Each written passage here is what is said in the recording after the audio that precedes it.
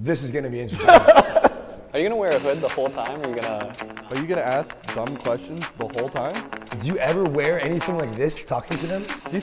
What is so wrong about my outfit now, where I'm just getting all these comments on it? What's going on, guys? Welcome back to the Roll Up. Welcome to a Chain Abstraction Palooza, where we just wrapped up an epic one-day marathon in the heart of New York City, diving deep into chain abstraction with some of the top teams in crypto.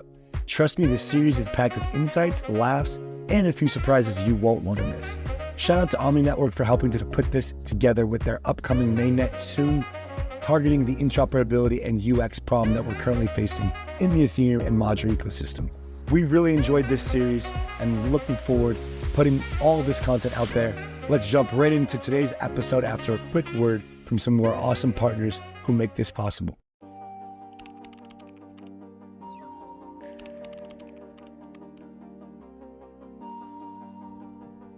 Cartesia is your home for app-specific rollups. At the forefront of developing new tools and platforms that enhance the capabilities of blockchain technology, Cartesia enables applications that are flexible and built to scale. Build on a full Linux environment and use traditional software libraries, but in blockchain development. Go to cartesia.io, that's cartesia.io, to learn more about building your own app chain today. Everclear is pioneering the clearing layer. The clearing layer can almost be thought of as splitwise when you go on a trip with friends, but for the blockchain. What I mean by that is when users are sending cross-chain messages, there's oftentimes fillers and solvers who have balances left on different chains that they need to rebalance and reset their positions. This is where Everclear comes in. Everclear is pioneering a collaborative approach to the chain abstraction future, and they are willing to work with interoperability partners, solvers, and other providers in the space to build a interoperable and chain abstraction future. Check out Everclear at everclear.org, and welcome back to the Roll Up. This is gonna be interesting. We're here with Anthony Burnt Banksy, Burnt to Banksy. Yeah. We'll bleep that out, it's fine, yeah. Okay. It's gonna go so well. What shoes are you wearing today? Blue ones. Okay, got it. Just wanted to check in on those. Yeah. Well, this is going to be an interesting conversation about chain abstraction. We're talking a lot about chain abstraction today. And we have a chain abstraction builder, Burnt Banksy. But I think the audience needs to know about the story of burning a Banksy before we start this conversation. Sure, maybe this relates to whatever's going on over here, attire-wise. It's just my normal. All right, yeah, let's kick it off with this. Why'd you burn a Banksy? So first of all, I burnt a Banksy. Are you gonna wear a hood the whole time? Are you gonna is this an anonymous? Are you gonna ask dumb questions the whole time? So the year is, I believe, 2021. We bought a Banksy. Naturally, spoilers, we lit it on fire. How much would you buy it for? We bought the Banksy for about, I think it was like $95,000. It inevitably ended up selling for about $400,000. But at the time, I think the highest average price sale of an NFT was about $100,000. And so we kind of took the idea of saying, at the time, all you had was like CryptoKitties pretty much. And so we were like, well, let's take something legit that people know and try to like proverbially make a spark. And so we lit it on fire, sold the digital version as an NFT, and then for most of 2021 was the highest average priced NFT sale on OpenSea. Okay, interesting. And then now your Twitter name is Burnt Banksy. Yeah, because I burnt the Banksy. Yeah, and the Twitter handle for Zion is Burnt Zion. Yeah. Burnt is the parent company, and we're building Zion. Gotcha. All right, help me understand how you went from burning a Banksy to now building an L1 and wearing. Is this cult leader garb? Is this what you're wearing right now? This is a Wednesday, and this is just what I wear on I don't understand what's so wrong with my outfit. What are those jeans? And so we originally started building immediately after the burnt Banksy. I had been building in this space for, and at the time, a couple of years, but still, I think since like 2017. And it was a nightmare to do the NFT process. But I think the ethos of crypto we obviously believed in, and I think at the time, what we kind of said was, wow, we know a lot about crypto and this process was still miserable. How are we going to fulfill the promises of crypto if even for us it was very difficult? And so that kind of actually led us to making Burnt, which originally was on the application level, and we started building an application. And then that led to XION because of the reasons of, we kind of looked at the application that we built. I think we had like 30,000 monthly actives, but it was almost impossible to reach any retail user. Even back in 2021, the onboarding process was miserable. Still pretty much is today. And unironically, we didn't really mean to build an L1. We just kind of tried to solve the problems to make a solution for our NFT marketplace to actually be able to be used by mainstream people. And I believe in 2022, we kind of looked at the most beefy NFT marketplace in the world and said, we're kind of wasting our potential on just an NFT marketplace. We should make this available for everyone in a collaborative way because we genuinely believe in the ethos of crypto. We want to break down the barriers that is crypto, and we believe that people should have access to it. So that's kind of how we ended up at XION. Got it. So you guys are saying that you're like a generalized abstraction or this kind of like meta abstraction project. Let's just start with like, what does chain abstraction look like to you? Like, what does this mean? And then really let's just start there. You kind of explained this idea of wanting to onboard people into marketplaces for NFTs in an easy way.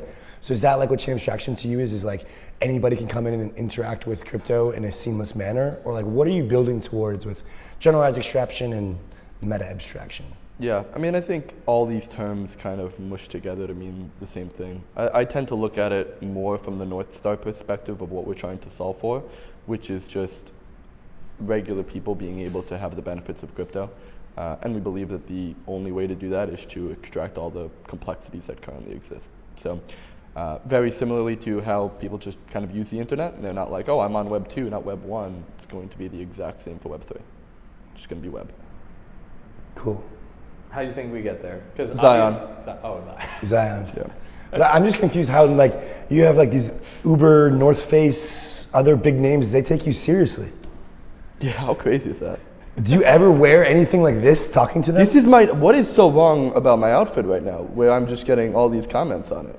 Okay, so when you speak to North Face or these teams, because I think you guys put out a big announcement, what are you doing with, how are these companies involved in XION in any way? Why is this not just another episode of, crypto project pushes Web 2 company that's big name and uses it for exit liquidity? Why is this real? How is this real? Well, first of all, there's no exit liquidity yet. So, but second of all, I think you kind of saw this in the cycle of 2021, where you had multi-million dollar partnerships with Starbucks and Reddit, right. Which you kind of looked at the industry as a whole, which was very solutionist, which is saying, hey, let's just take a Web 2 concept and just jam crypto into it. And so it's like Starbucks, take crypto, or like mash crypto into that. And I think the perspective that we took was, and then we actually tried doing this pretty originally and realized that it's not it, right? Because there's a consumer that Uber has that isn't inherently a crypto consumer. And I think when we can take the line away of a consumer and a crypto consumer and blur those lines to being the same person, it's a change in user behavior that Uber doesn't really care for, or North Face doesn't really care for. But if you can provide the tools for products to actually exist to then market to the Uber or the North Face, we believe that that's solution. And so I think there was this lack of a middleman, which is this kind of application layer where there was no incentive to be an application in crypto because the total addressable market was the size of MetaMask users, and the friction was too high. You couldn't have a sustainable customer acquisition cost over lifetime value for a user, and the hypergrowth model that YC kind of follows is not sustainable because the immense friction, and so it's more about providing the tools to increase the total addressable market for these products, who will then work with an Uber. This is the case that we saw with something like an EarnOS, who worked with Uber, who worked with Sunglass Hut, who worked with the North Face, and has a lot more projects coming soon, because it's not really a crypto project, it's just a project, and they're providing value that these brands want, that crypto regardless.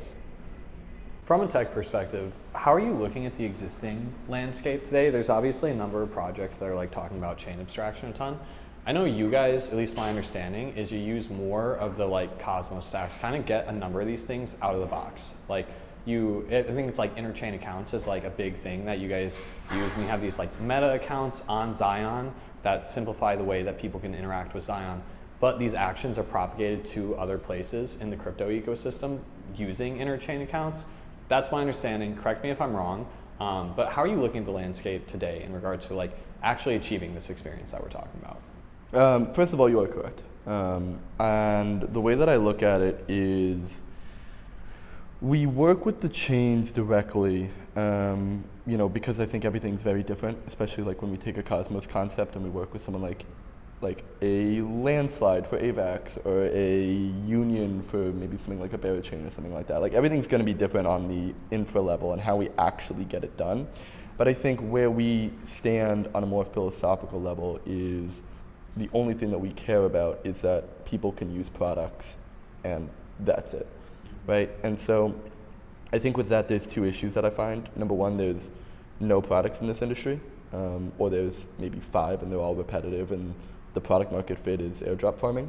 And so I think once we can escape that and actually provide value that people want and need, I think that there's going to be a different type of specialization that comes in chains, which is like liquidity or social or gaming, where focus is less on onboarding the users but more providing a specialized experience. And then I think the second part of that is this kind of crypto user base that we come back to a bunch of, are these users here for the products or are they here for that juicy airdrop? Vertex Edge is now live on Say Network. Say users can now trade 50 plus spot and perp markets with the unified order book liquidity of Vertex Edge across Arbitrum, Blast, Mantle, and Say. The next 6 weeks, 850,000 Say tokens will be up for grabs as trading rewards every single week, exclusively on Say. Join Vertex on Say Network now on Vertex Edge. That's vertexprotocol.com. Covalent is solving the long-term data availability problem where a lot of the data availability providers today in the modular space, when you post data to them, they actually only hold that data for about 12 to 16 days. And then it's basically, it could go into an archive node or oftentimes it's just kind of put away into the abyss. And what Covalent's trying to do is build this long-term data availability solution, which can plug into some of these modular data availability providers and provide this longer-term perpetual data solution. So what we try to think of this as is when you post transaction data onto Celestio or Veil or any of these modular DA solutions or even Ethereum, Covalent is able to provide a long-term data storage and data availability platform for that data after the time period. Blockchains are billboards, not databases, and we need these providers in the space to be able to kind of hold on to the long-term data that is provided from these providers and these blockchain state. This is where Covalent comes in. They just had a nice rebrand. Check them out on Twitter as well as the website. Thank you for being here. Hope you enjoy the rest of the show. Yeah. This is kind of related to, it's been a weird cycle the past 18 months or so. My personal take on this is that we saw a bunch of attention coming back into the space because of ETF approvals, but that's been weird to me because of prior cycles, there's actually been app level innovation, something new and exciting that people are getting, people are entering the space because they hear of this thing and they start using this new thing.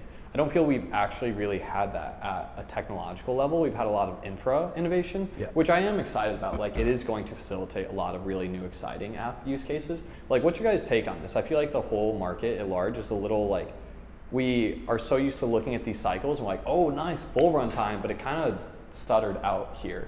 Where you guys feel we're at right now in regarding that, and what's going to change it moving forward? I think that, I think you're immensely correct, and I always say this a lot, where I felt like there was significantly more innovation in the last cycle than this cycle. And I think you got the excitement and you got the energy that kind of just dissipated into nothing. And I think you saw Pump.fun maybe get some of this attention, but meme coins have existed since Dogecoin and before that.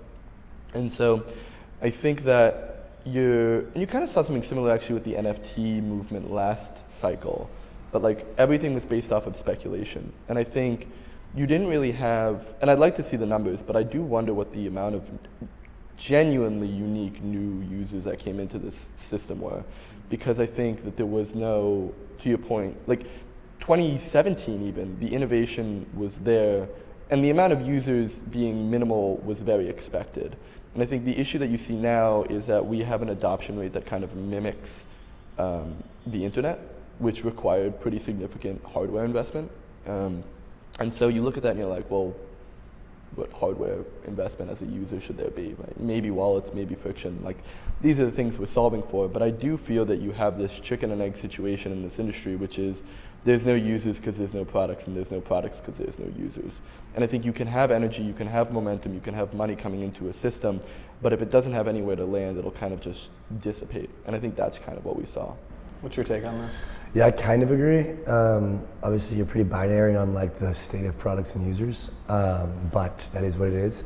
I just think that like you can only have 0 to 1s every. There's a life cycle of time that needs to pass for 0 and 1s for ideas that are 0 to 1 to happen. Like, we literally went from basically nothing on chain in like 2019-ish, 2018 to like fully fledged AMMs, lending markets, aggressive options, NFT marketplaces, NFT lending. Like, we basically built everything, and that everything was new, and so it was very exciting. Now it's like, I think the time needs to pass for like everything else to catch up, which is I think where we're going with infra, with interoperability, with some of these abstraction protocols.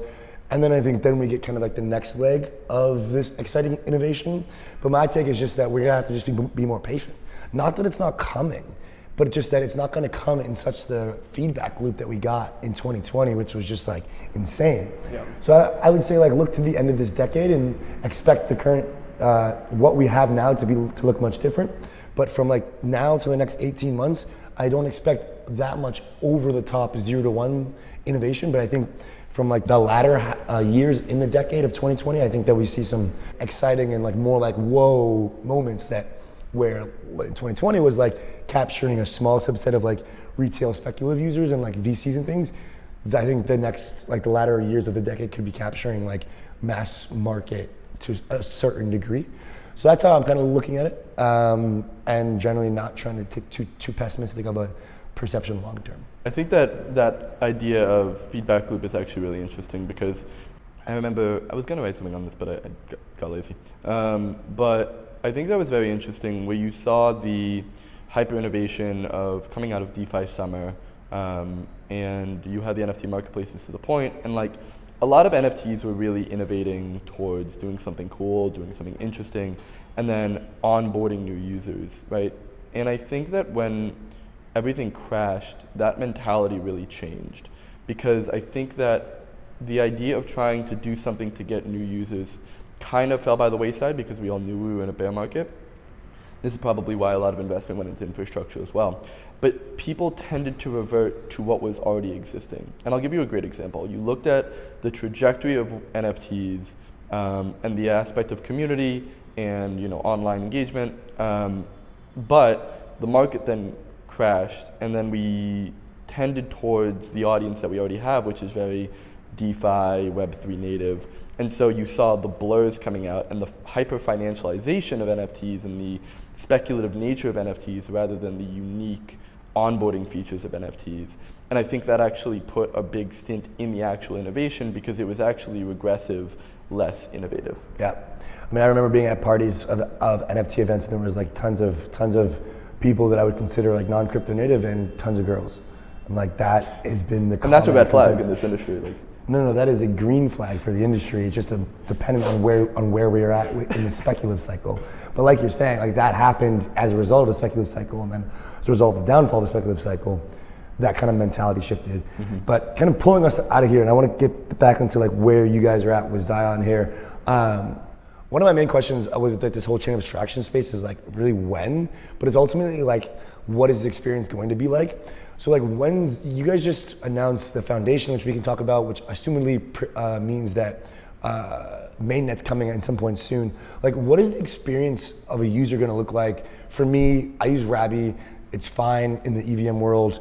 There's a Phantom wallet and there's some other wallets. Like, what is my experience going to be like when you guys are live? If I'm a Xion user, like, how is it going to make my experience better than what it currently is? I mean, I think the goal is to not know that you're a Xion user, right? And I think that, even when we have this conversation, it's a different way of thinking about what a user is, rather than being an Ethereum user or a Privy user, right? You're a user of a product.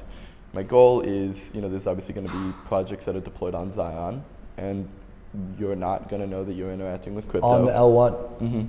And there's also going to be projects that we're connected to, whether it be via Union or whatever we kind of talked about before. So on other chains? Correct. So am I going to have Xion as my wallet interface?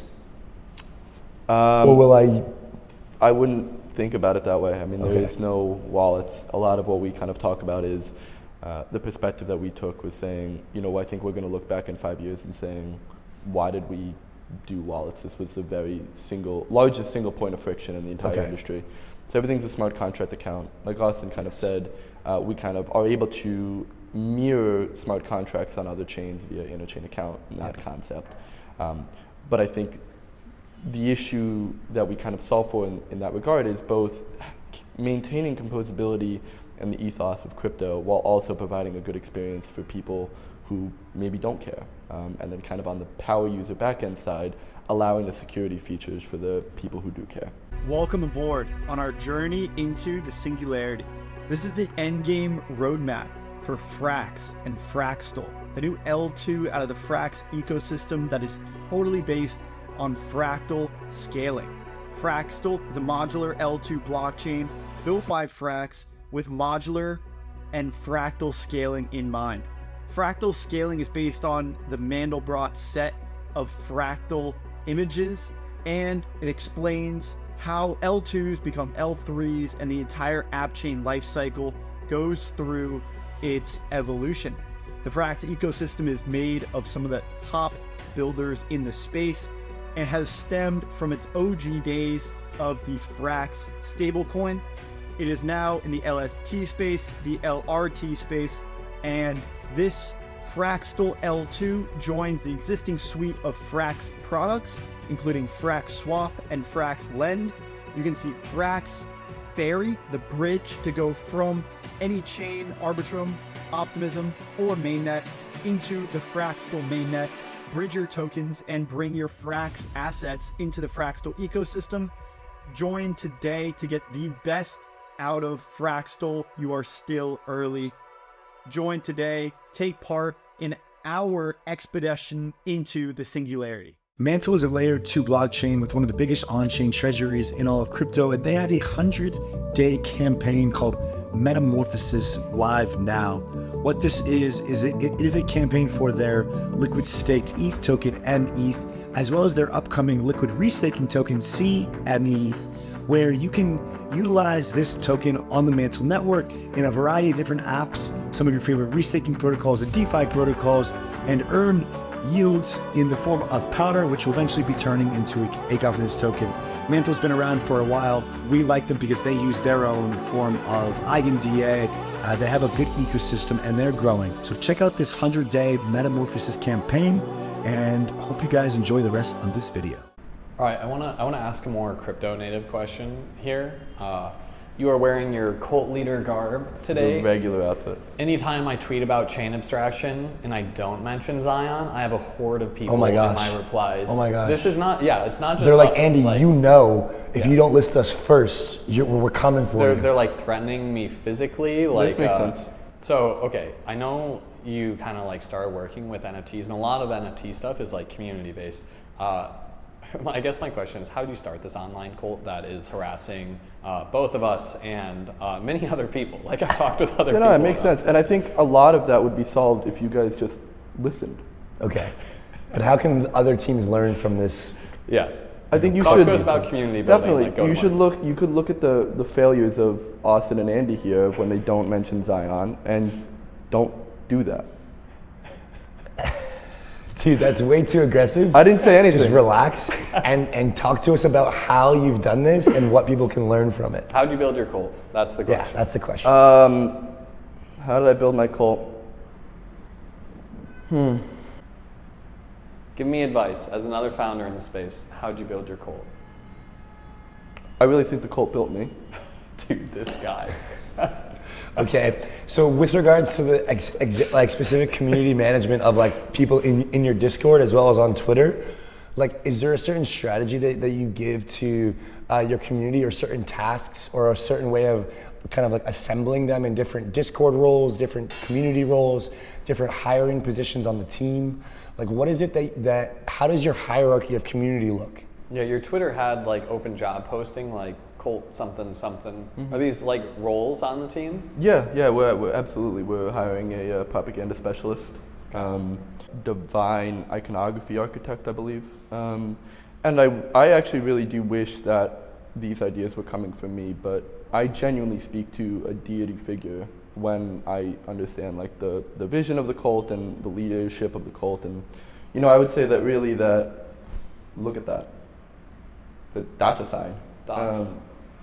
No, I mean, listen, we're really unveiling the strategies here. Yeah. And if that's not a sign from God, I don't know what is. Okay, so is there any other like takeaways that communities can have from how Zion has built theirs? Pray. Yeah, definitely pray. I think that we're looking for answers here, and really it's more in soul searching. I think that communities are not something to be productized. It is more of a divine mission. Okay, understood. And so I think everyone feels that way. And so it's like you ask anyone in the cult, they're like, oh, how did you, they're not coming from Craigslist. Yeah. Right, they're coming from the ether.